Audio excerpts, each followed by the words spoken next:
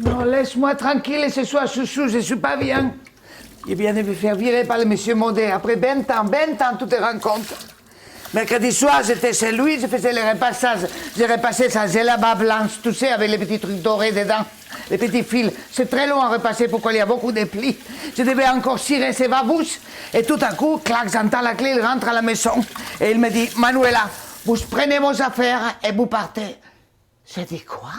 Vous me virez, monsieur Maudet? Il me dit, non, je ne vous vire pas. Je vous demande de démissionner. C'est comme ça qu'il me dit. Après, il est venu tout près de moi, il est monté sur son tabouret, tu sais, et il m'a dit, Manuela, viens ici, regarde, qu'est-ce que c'est ça?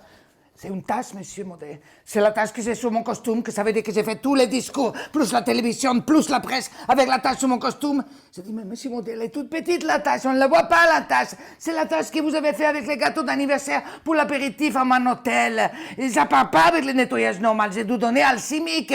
Il m'a dit, Manuela, je dois être propre au-delà de tous les soupçons.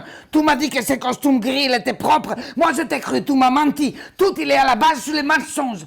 J'ai dit, pitié, monsieur Maudet, laissez-moi me justifier. Je n'ai pas menti, j'ai juste caché un peu la vérité, c'est tout. Je voulais protéger ma copine qu'elle travaille à Alchimique parce qu'elle me fait des remises sur le nettoyage des blouses. Ça, c'est l'acceptation d'un avantage. Ça, je ne peux pas le supporter, tu vois. C'est pas à cause de la tasse qu'il m'a viré. Il m'a viré parce que je sais des choses que je pourrais raconter à le décailler à l'aimant bleu. Je sais par exemple qu'à côté de sa brosse à dents, il a un lime pour se limer les canines tous les matins. Je sais par exemple qu'il se met les roses à sous de sa femme, qu'il prend dans le maquillage pour faire les bonnes mines, couleur vieux grenadier, tu vois, un peu.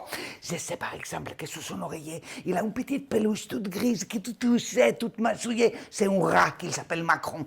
Tous les jours, le monsieur Maudet, il met son petit pyjama de tigre avec les rayures. Et tous les jours, il s'assied à la table du petit déjeuner et il mange un bol de viande crue. Alors, tu sais ce que je pourrais raconter, chouchou? Il a dit, s'il vous plaît, monsieur Maudet, pitié, pitié. Il m'a dit, non, Manuela, ça sert à rien de t'accrocher. Tu as brisé le capital de la confiance. Mais tu sais, je vais me battre. Je vais me battre.